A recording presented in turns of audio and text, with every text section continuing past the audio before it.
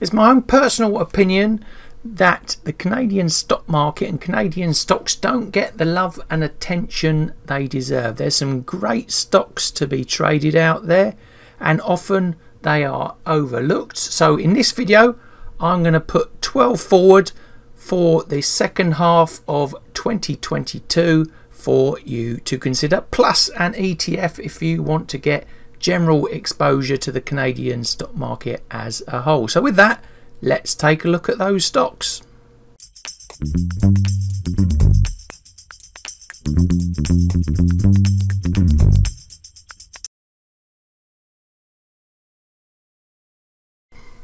So first up, that ETF I promised you that would give you exposure to the main Canadian stock market, and it's through iShares. It's called the Core S&P TSX Composite ETF, ticker XIC, and you can see it was pretty flat until it collapsed in the earlier part of 2020, and since then has risen nearly 85%. Some key Fibonacci lines there for you as well to have a think about. Pullback, could see it come back to around the 29 sort of zone where there's been a lot of noise in the past, but at the moment it's growing quite nicely. And like I say, if you want that exposure to the upside, then maybe you want to consider this ETF. So before we get into the charts, a bit about them first. The top chart will always be the daily chart, and below that the same stock's weekly chart. That's to give you a longer term comparison to see what they've been up to. And also you'll notice with these Canadian stocks a bit of a theme. I won't tell you now, but you'll probably guess it as we go along. So with that, let's get into number one. So first up is Capstone Mining. They're a copper mining company focusing on the Americas, and as you can see from the chart, the weekly one especially below was very strong through 2021, bouncy through until now, and until recently they've been pulling back quite heavily. The rock maybe just stopped. There's that sort of trend support you can see on the daily chart above that. Maybe it's the time for the bounce back and for it to go higher. So next up is Turquoise Hill Resources, another mining company. Now they are into copper, gold and silver deposits, and they are functioning mainly out of Canada, headquartered in Montreal, but they also have a mine located in southern Mongolia. As you can see from the share price, been pushing up from 2020 and just recently more just paring back those gains, but still has a lot of potential to the upside. Now Mega Energy has a pretty impressive stock price at the moment, hitting highs around the 20 area. They are a company that focus on sustainable thermal oil production in sort of the Alberta region of Canada, headquartered Calgary. As you can see, like I said, from the stock price, doing particularly well. Baytex Energy, headquartered in Calgary, focusing mainly in Western Canada, the Sedimentary Basin, and in Texas in the US. It acquires, develops and produces oil and natural gas, and the stock price since mid 2020 has been doing very well.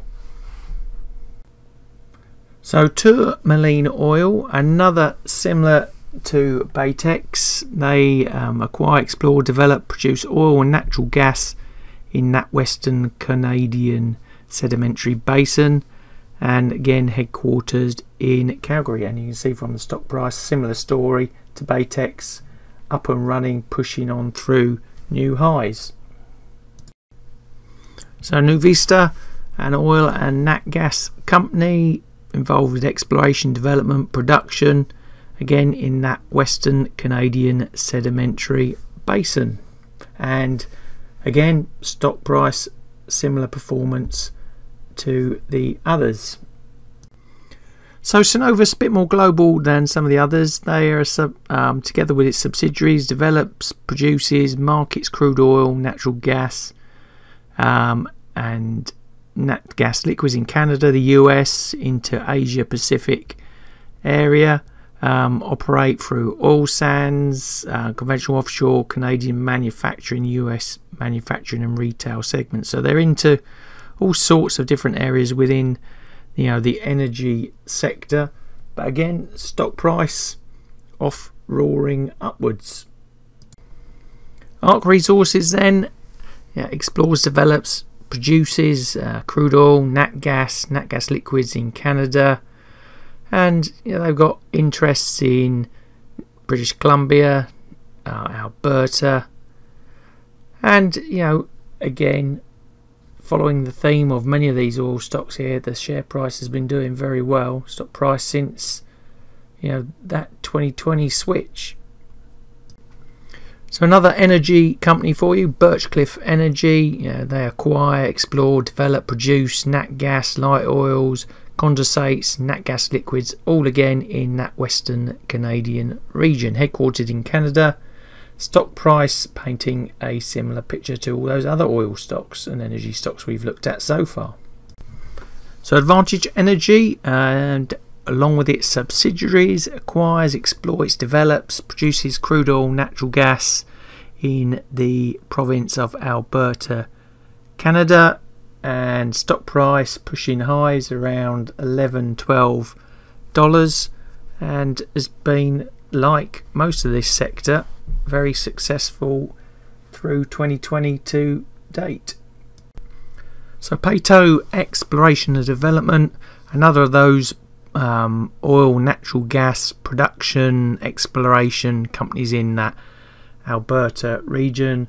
Stock price again pulled off last few days on the rebound again as it tries to push on to new highs.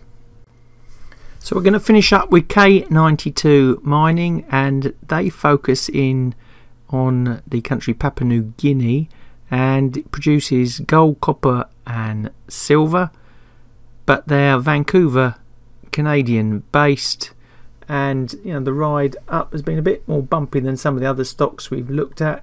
Possible buying the dip opportunity around these sort of numbers as it tries to crack on through highs around the $10.50 area.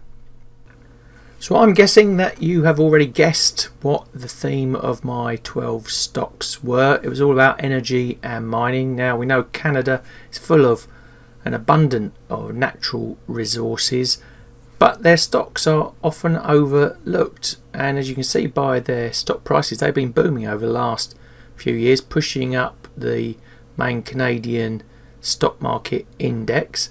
Now Canada has more to offer than just those energy and metal stocks, and I think, like I said, it deserves more attention. There's some great stocks out there to be investigated, and these can be traded not just through, you know, the Canadian stocks per se, but through, you know, stockbrokers in the US, through ADRs, spread betting and CFDs from around the world. So you can easily access these stocks and these markets, and we also looked at that ETF as well.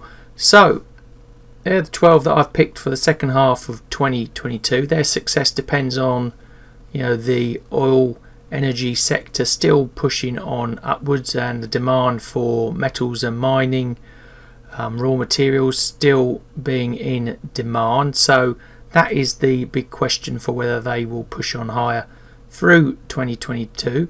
It's looking like that at the moment, but let me know in those comments below what you think, where you believe them to be heading next, or have I missed any really good Canadian stocks you'd like to share with us, you know, that you think are worth further investigation. Love to hear from you. So if you liked today's video, please give us a thumbs up. Don't forget to hit the subscribe and bell buttons. All that's left for me to say is thanks for watching. Good luck with the trading, and I'll see you in the next video.